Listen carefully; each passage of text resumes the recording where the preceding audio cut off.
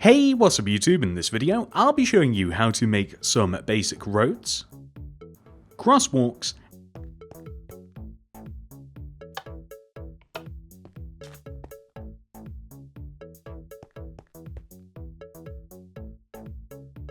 and traffic lights. Okay, so first of all, your basic road. The material that I like to use for my roads is grey concrete. This is for primary roads. So, things that we would use for main streets throughout the city. Then, I like to use variations of grey for different things such as drive-throughs and off-roads. A single-sided road is 3 rows wide. 1, 2, 3. And it of course can be as long as you like.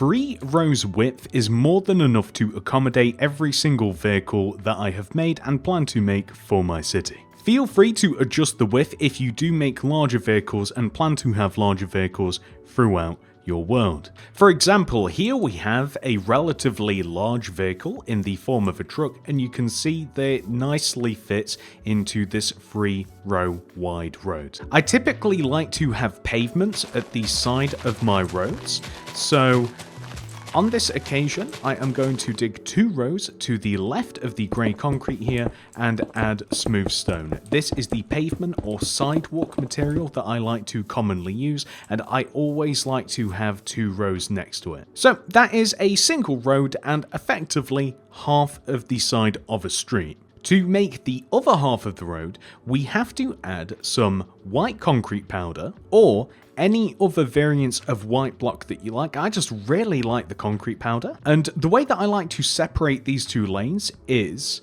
1, 2, 3 white concrete powder, 2 grey concrete in between, and then back to the concrete powder. 1, 2, 3, 2 grey concrete, and then 3 more powder. 1, 2, 3. So that is the dividing line between the 2 lanes. So on the opposite side of this, we simply dig 1, 2, 3 rows, and we just want to extend these the same way that we did the first half of the road.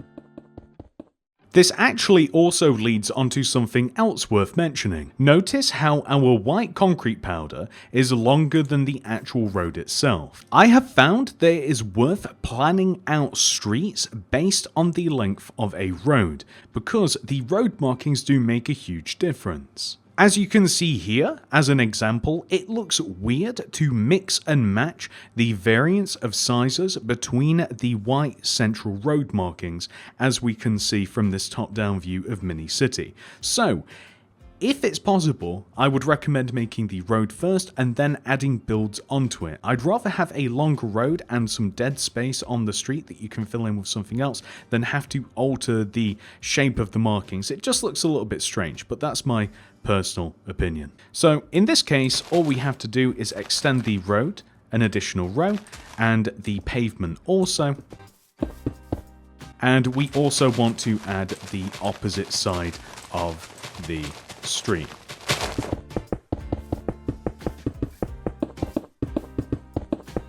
Another thing to think about is vehicle positionings. So, in the UK, we drive on the left side of the road. I know that it's different everywhere, so you're going to want to customize this to your own personal preference. So, what this means is, driving on the left side of the road, the vehicles would be typically facing that way, the same way that this car is. And then of course on the opposite side of the road, as we would of course be driving on the left, we would be facing this way. So this makes sense with the car and the truck. This is just a small thing to think about as you are placing vehicles around your city. So this is a straight bit of road, but what about when we want to branch out onto streets?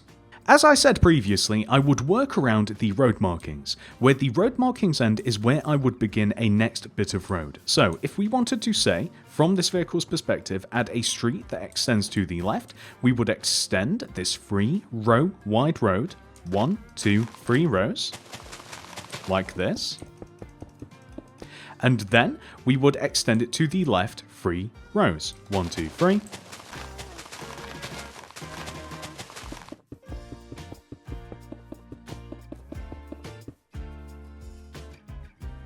We can of course add our pavement if we want to, we don't have to in every single circumstance.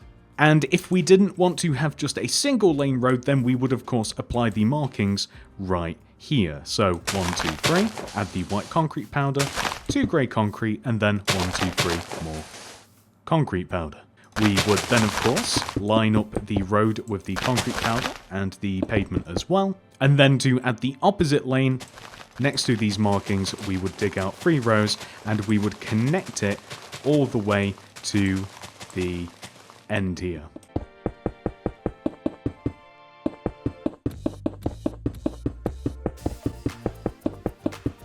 And then we would add a pavement to this opposite side.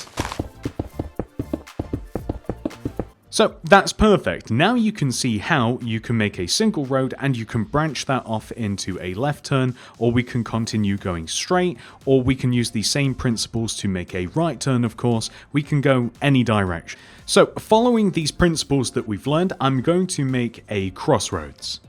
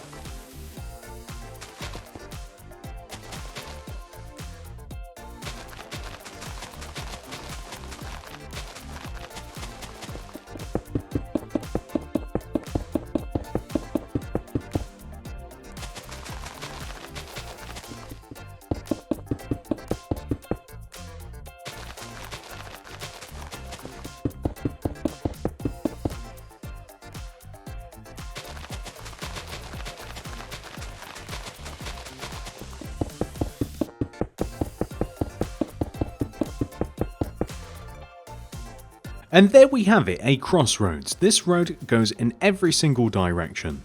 So this leads us on to the next part of the tutorial, traffic lights. Regardless of the style of traffic light, we always need this banner. So throw down a loom, open it up, place a black banner in there with some red dye, and apply the perfess pattern. Grab the banner, put it back in, add lime dye, and add the perfess inverted pattern. Put that back in, add some yellow dye, 2 specifically, and add the fess pattern. Grab that, put that back in. We then want to apply the roundel pattern. Grab the banner, put it back in, add black dye. We then want to add the bourgeois indented pattern. And this is the traffic light banner. First of all, your basic bog standard traffic light. If you're not too fussy about the details, you can use this in 99% of your city. We place 2 polished black stone wall on top of each other, 2 black concrete on top of the wall, and then we apply our banner. There's our traffic light. See what I mean? Look how wonderful and elegant that is. Do you even need another one? Well, let's say that that one doesn't do it for you. What we can do is place an anvil on the ground, and then 2 polished black stone wall on top of each other, followed by a chiseled polished black stone. Right of it, another polished wall, black concrete, 1 underneath, and then we can apply our banner. So a little bit different. If you wanted it hanging in the road, that is the sort of traffic light that we would use. The wonderful part about this design in particular as well is if you have multiple lanes going in the same direction, you can actually continue to extend this light. So we can extend it across the top using a wall, black concrete, extend down, add the banner, and now we have a double traffic light. And we can pretty much keep repeating this as necessary. So you can use this in situations where, once again, you would have multiple lanes going in the same direction. You can space them accordingly, and it just looks cool, especially if you do want to add some variance. You can even further extend the last light out an additional row, then add a chiseled polished blackstone, 2 wall underneath, and then add an anvil underneath as well, and you can pretty much just take over an entire street if you want. Like, it could go from here all the way to over there if you did so choose. However, I'm a simple man, I'm quite happy with these two. And with our newfound knowledge, we can apply a traffic light to the corner of this road. And if you are a detail-orientated kind of person, you will want to place one of these traffic lights on every single corner where the road would come in contact with a separate stream of traffic.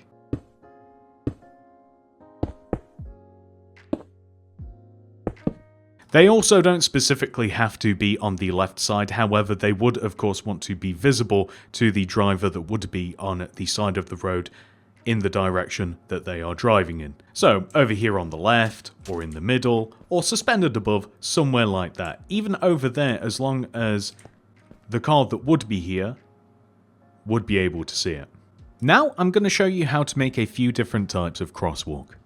So, I'm not sure whether this is just primarily UK based or whether this is worldwide, but over here we have something called a zebra crossing. Which of course means only zebras can cross at this point in the road. Although it's probably more likely to do with the fact of the black and white nature of the markings on the road and the fact that they're stripy, kind of like a zebra, but who knows, it's probably the first one. So this is really easy to do, as all we have to do is take the center part of a road, as we have here, our 3 white concrete powders, leave a gap of 1, and then dig parallel to this, connecting to the street another row of white concrete powder.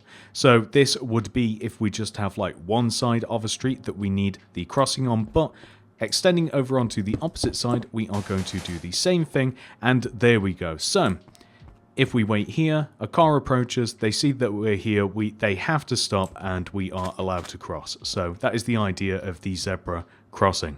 Quite often, the crossing will just have the markings on the road, but sometimes they are accompanied by a light, which I am placing in the middle of the markings on the pavement, and I'm starting off by placing a diorite wall, then a polished blackstone wall on top, diorite wall on top of that, and then a beacon on top of that.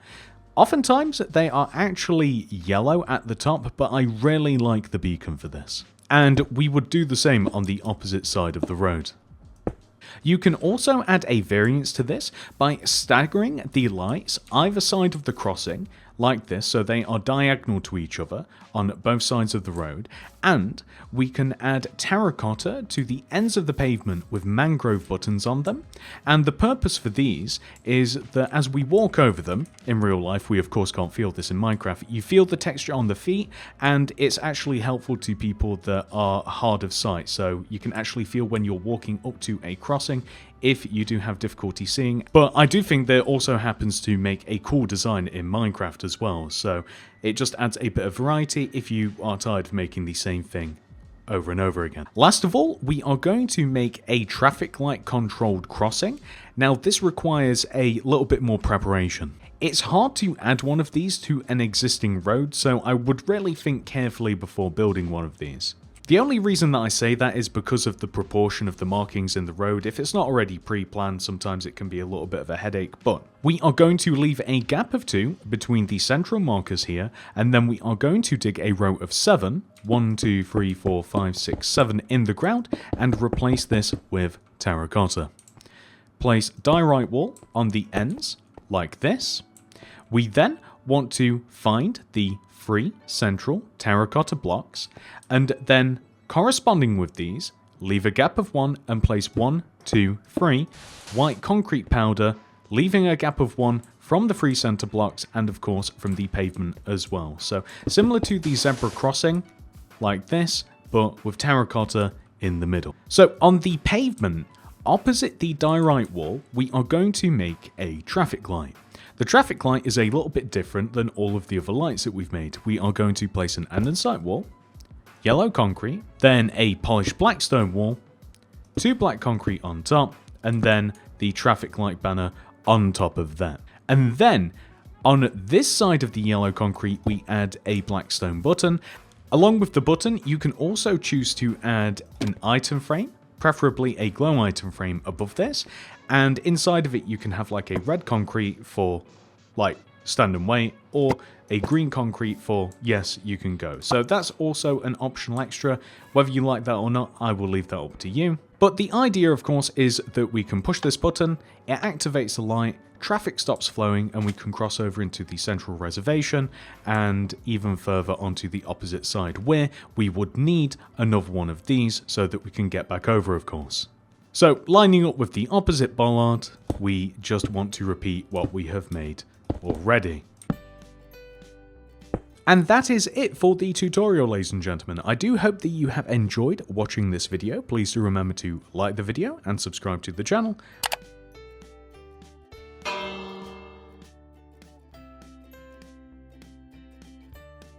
I hope to see you guys in the next one. Goodbye.